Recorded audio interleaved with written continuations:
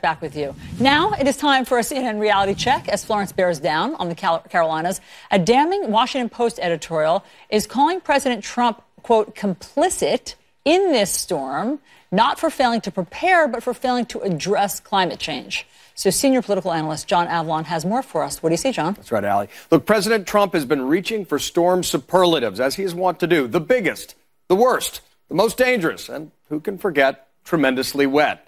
But while President Trump has been talking up our preparedness, his policies have been tearing down our defenses to climate change, which is often blamed for extreme weather. In fact, on the very same day Trump was discussing Florence from the Oval Office, his EPA proposed rolling back restrictions on emissions of methane, which is 25 times worse than carbon dioxide when it comes to climate change.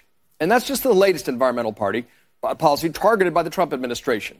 According to a July study from the New York Times, nearly 80 regulations could be on their way out. They include everything from no longer requiring chemical companies to report leaks, to cutting cars and trucks' fuel efficiency, pulling the U.S. out of the Paris Climate Accords, dismantling the Clean Power Plan, and opening nearly all our coastline to offshore drilling.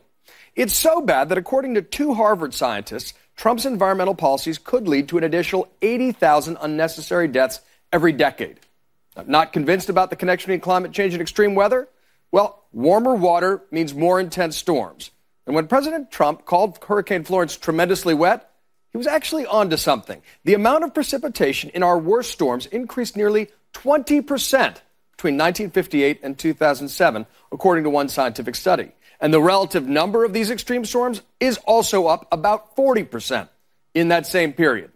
But you don't need to be a tree hugger to recognize the cost of climate change.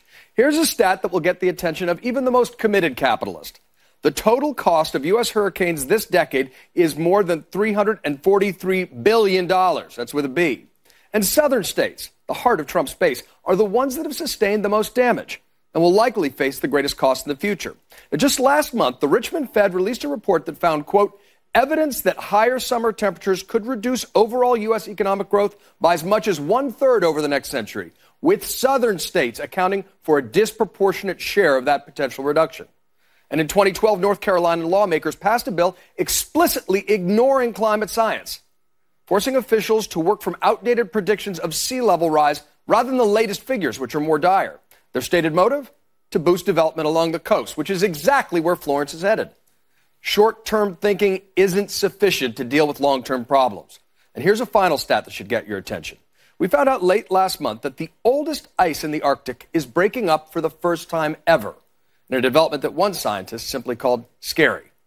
This isn't rocket science, folks. It's climate science. And as long as we continue to aggressively ignore it, the cost in lives and dollars will only escalate.